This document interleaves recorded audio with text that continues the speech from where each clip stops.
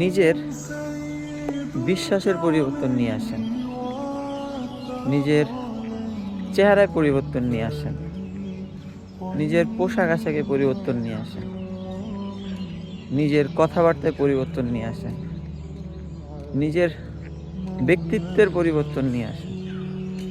সবাইকে আল্লাহ তাআলার জন্য ভালোবাসেন, সবাইকে সৎ কাজে উপদেশ দেন, সবাইকে ভালো কাজ করতে আগ্রহ বাড়ান।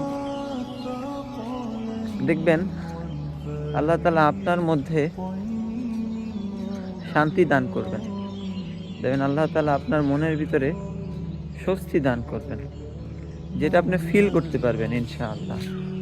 বরং আপনি মনে করবেন সবার থেকে গুনাহগার, সবার থেকে বদকার আপনি, এবং সবাই আপনার থেকে বেশি নেককার এবং আপনার থেকে বেশি তারা ভালো মানুষ।